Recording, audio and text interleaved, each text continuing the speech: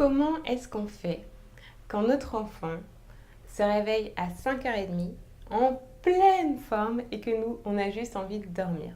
Quand il demande d'aller se recoucher et qu'il ne va pas se recoucher.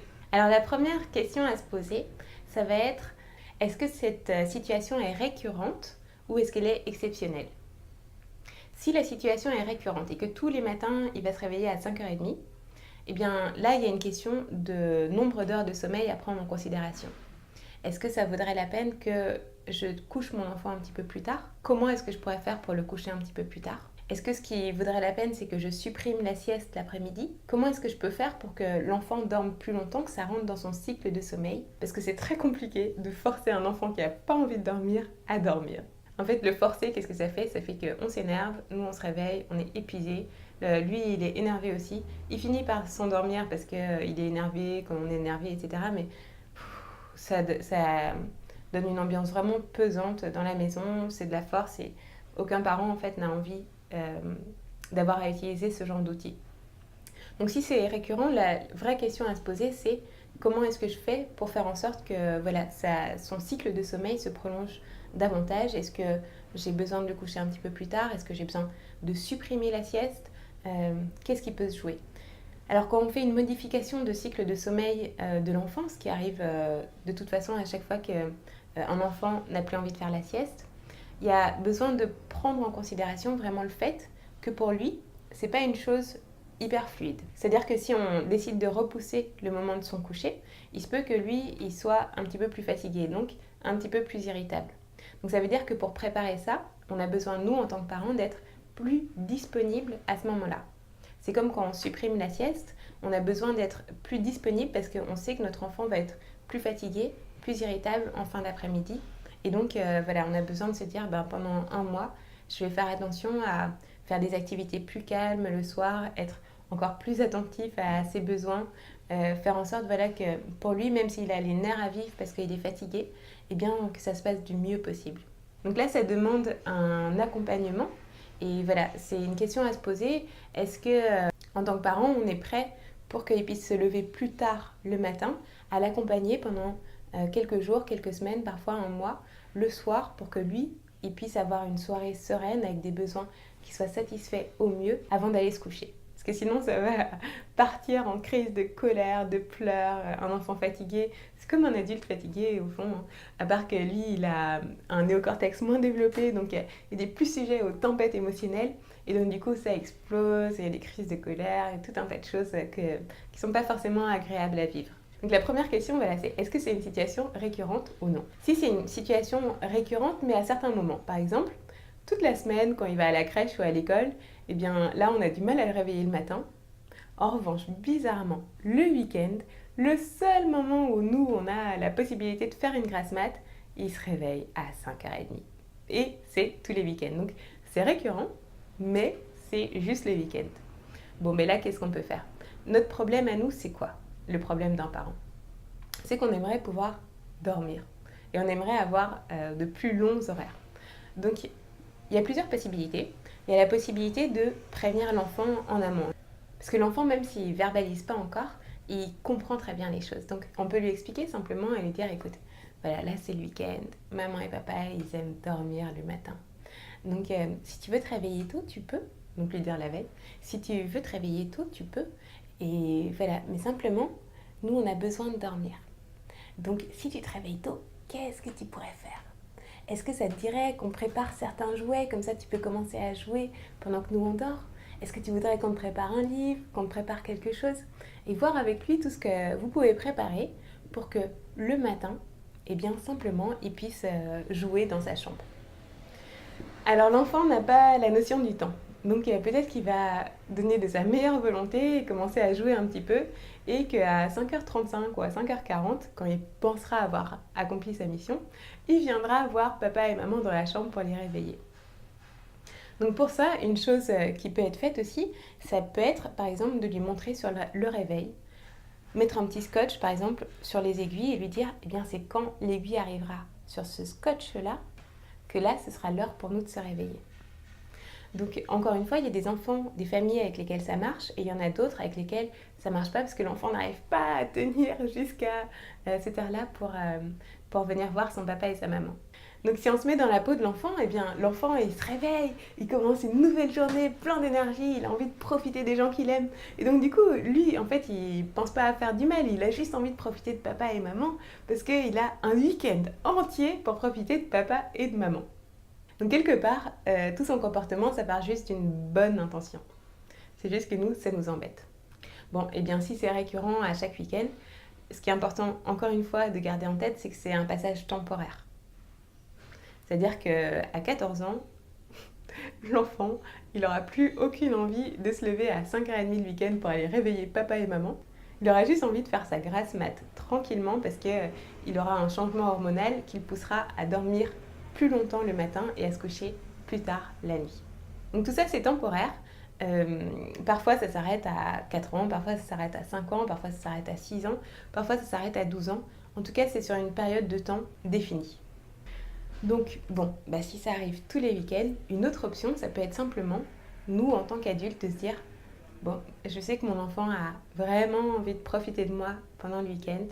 Comment est-ce que moi, je peux m'adapter? Qu'est-ce que je peux faire pendant ces quelques années où voilà, il est tout petit, tout mignon, pour vraiment en profiter au maximum parce qu'un enfant, ça grandit tellement vite. À un moment, ils sont ados et puis ils n'ont plus envie de rester avec nous, ils ont envie de sortir avec leurs potes, de faire plein d'autres choses sauf voir papa et maman.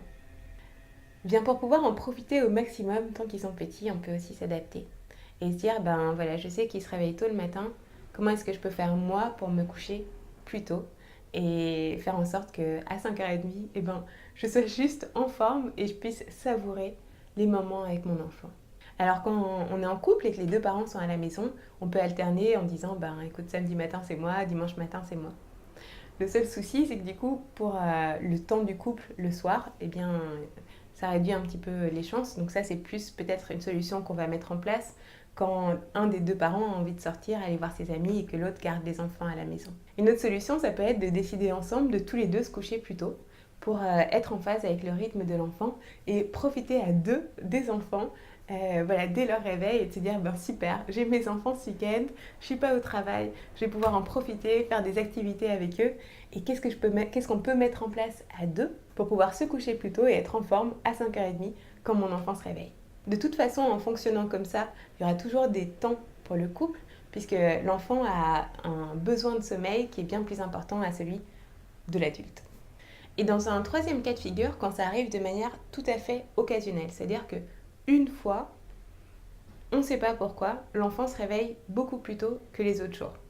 Bon, alors pour le parent, c'était ce qui est le plus dur parce que du coup, on n'a pas le temps de s'habituer à se coucher plus tôt et se réveiller plus tôt.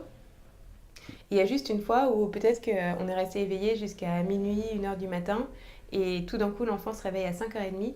Nous, en tant qu'adultes, on est épuisés et l'enfant vient. Et dans ce cas-là, qu'est-ce qu'on fait? Bon, si ça arrive de manière vraiment occasionnelle, je dirais qu'il y a deux options. Soit on choisit de privilégier son sommeil et on trouve une occupation à l'enfant, quelle qu'elle soit. C'est pas quelque chose que je conseille parce que c'est addictif, mais il y a certains parents qui vont du coup allumer la télé, que les enfants soient devant une émission de télé et puis nous on se recouche en se disant c'est occasionnel et puis c'est nounou, pas cher, accessible à tout moment. Si on n'a pas de télé, ça peut être une émission YouTube. En soi, la télé, c'est plutôt addictif, donc c'est difficile, une fois que l'enfant a pris le pli de regarder des dessins animés, de l'en faire sortir et ça cause tout un tas d'ennuis derrière. C'est quelque chose qui n'est pas constructif pour le cerveau, donc c'est pas quelque chose que je vais recommander, mais c'est une option que beaucoup de parents utilisent. Une autre option, ça peut être de se lever et de se dire ok, aujourd'hui, finalement, si je suis fatiguée, c'est pas de la faute de mon enfant. C'est moi qui me suis couchée tard et lui, il y est pour rien dans le fait que je me sois couchée tard. Donc, je fais en sorte de m'énergiser. Et puis là, ça va être trouver les techniques qui t'énergisent toi. Donc moi, je sais que ce qui m'énergise, ça va être de sauter, de courir, de faire une activité où je remue mon corps parce que là, j'ai toute mon énergie qui se remet en mouvement. Donc peut-être que pour toi, ça va être la même chose. Ça peut être prendre un café, ça peut être prendre du thé. Pour toutes les personnes qui sont anti-café, le thé vert, je crois que c'est ce qu'il y a de meilleur pour la santé et qui énergise. Une autre astuce pour se remettre en forme quand on est vraiment fatigué, ça peut être de méditer. Donc il y a pas mal d'études qui montrent qu'une demi-heure de méditation, ça équivaut à 2 heures de sommeil profond. Donc ça, c'est quelque chose que j'utilise moi aussi quand je suis trop fatiguée et que voilà, je sais que j'ai un week-end avec mon fils qui est plein d'énergie, qu'il a envie de profiter de sa maman. Ben, je m'autorise à méditer. Donc en général, je fais pas une demi-heure, mais peut-être 10 minutes. Et vraiment, ça me ressource, ça me redonne de l'énergie. Et puis, si l'enfant est vraiment en bas âge, ça peut être se dire, bon, ben voilà, je vais avoir à tenir jusqu'au moment de sa sieste. Je fais un effort jusqu'au moment de sa sieste. Et quand lui, il fait une sieste, j'en profite pour dormir en même temps. Donc les journées où on est vraiment fatigué et où on a fait le choix de se dire, bon, ben ok, c'est pas de la faute de mon enfant, il est réveillé, qu'est-ce que je fais? Et qu'on a fait le choix de sortir du lit et d'en profiter. Je recommande vraiment de sortir, de faire des activités en fait pour se mettre en mouvement. Et bizarrement, quand on est fatigué, ce qu'on a le plus envie de faire, c'est de se reposer. Mais quand on est fatigué et qu'on se met en mouvement, et bien finalement, c'est ce qui redonne le plus d'énergie. C'est le moment aussi où c'est important de faire un maximum de choses qu'on aime faire. Donc si t'aimes mettre de la musique et danser, ben mets de la musique, danse. Si t'aimes profiter de la nature, eh bien vas-y, va, sors, profite de la nature avec ton enfant, que ce soit en forêt, que ce soit dans un parc. Si ce que t'aimes, c'est aller voir des expos, eh bien vas-y, profites-en pour partager cet amour des expos avec ton enfant. Et fais vraiment ce que t'aimes parce que quand on suit nos valeurs hautes, le corps a une tendance naturelle à se remettre en énergie. Donc encore plus quand on est fatigué, c'est important de faire des choses qu'on aime faire pour pouvoir nous ressourcer et nous remettre en bonne énergie.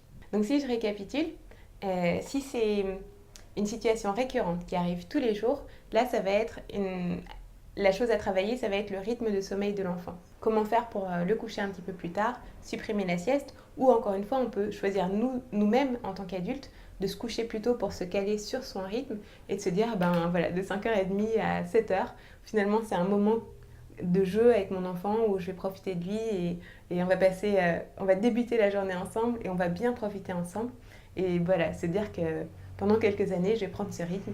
Et moi, personnellement, c'est quelque chose que j'ai adopté. Je me couche tôt et je me lève tôt. Et j'adore en fait. J'adore me lever avec le soleil ou même avant que le soleil se lève, me coucher avec le soleil aussi. Et c'est quelque chose qui me remplit d'énergie. Donc quand c'est récurrent, mais de manière espacée, donc par exemple tous les week-ends où il se réveille tôt alors que la semaine on a du mal à le réveiller à l'école, et bien là ça va être plus travailler soit sur comment faire, donc travailler avec son enfant sur comment faire pour que lui il puisse s'occuper et qu'il puisse repérer à quelle heure est-ce qu'il peut aller réveiller papa et maman et qu'en attendant il puisse jouer, s'occuper tout seul, profiter de la vie, de son énergie pour faire des choses qui l'inspirent. Ou bien nous-mêmes, encore une fois, eh bien, s'adapter en fait et se dire ok, ben, j'ai choisi d'avoir un enfant, de l'accueillir dans ma maison, il est là, il se réveille tôt, comment est-ce que je peux faire pour m'adapter à lui? Tout comme en se mettant en couple, eh bien, souvent on s'adapte aux horaires du conjoint ou de la conjointe voilà, pour évoluer sur un même rythme. Eh bien, quand on accueille un enfant, on peut aussi se dire comment est-ce que je fais pour m'adapter et faire en sorte que la vie de famille soit la plus belle possible et donc que j'ai mes heures de sommeil, qu'il ait ses heures de sommeil et qu'on soit réveillés ensemble. Et quand c'est de manière tout à fait occasionnelle, eh bien, il y a 2 choix. Le premier choix, ça va être de faire en sorte d'occuper l'enfant. Et c'est pas toujours facile et parfois voilà, on recourt à des choses qui sont pas optimales pour lui. Alors si toi tu choisis de le mettre devant la télé pour pouvoir faire une grasse matinée, l'important c'est vraiment de se dire ok, c'est un choix conscient. C'est-à-dire que si je le mets devant la télé aujourd'hui, eh bien, je sais qu'il aura potentiellement du mal à pouvoir sortir des dessins animés, parce que c'est addictif, les dessins animés. Euh, les personnes qui font des dessins animés, ils connaissent tous les systèmes du cerveau pour capter l'attention. C'est comme avec un film. Donc après, tu peux te référer à une autre vidéo que j'ai faite qui est comment sortir les enfants de l'addiction aux jeux vidéo ou aux dessins animés. Mais c'est vraiment voilà, le faire en conscience en se disant, ben, c'est mon choix et je sais que derrière ça, j'aurai un travail supplémentaire à fournir pour pouvoir sortir mon enfant de cette addiction. Ou sinon, je m'énerverai à mettre des heures et qu'il ne veuille pas éteindre la télé à l'heure qui est indiquée. Et lui, il va s'énerver, moi je vais m'énerver parce qu'il ne respecte pas mes règles. Enfin, voilà, c'est un processus un petit peu compliqué. Donc il peut y avoir ça, il peut y avoir ces jouets qui peuvent l'occuper. Mais bon, autant vers 6 ans, un enfant a une capacité à pouvoir rester 2 heures à s'occuper tout seul, à être dans son imaginaire, jouer avec des figurines, se créer des mondes et voilà, sans avoir besoin de la présence d'un parent. Autant pour un tout petit, c'est vraiment très difficile de pouvoir jouer tout seul pendant une période de 30 minutes, 1 heure, sans avoir de lien avec un autre être humain en fait. L'enfant se construit beaucoup par le lien qu'il a, et plus il est petit, plus il a un petit réservoir. Plus il est grand, plus il a un grand réservoir. Donc ça veut dire que petit, on a besoin de remplir fréquemment son réservoir. Ça peut être à petite dose, mais le remplir très fréquemment, alors que plus grand, on a besoin de moins remplir son réservoir. On a toujours besoin de le remplir et qu'il sente qu'on est présent pour lui à certains moments de la journée, d'une vraie belle présence de qualité, mais on n'en a pas autant besoin que quand il est tout petit. Ou alors, on peut choisir de se dire, ok, finalement, c'est moi qui me suis couché tard, donc quelque part, c'est ma responsabilité. Si je suis fatiguée aujourd'hui, c'est pas la sienne. Donc comment est-ce que je peux m'énergiser ce matin pour profiter de mon enfant et profiter de ma journée?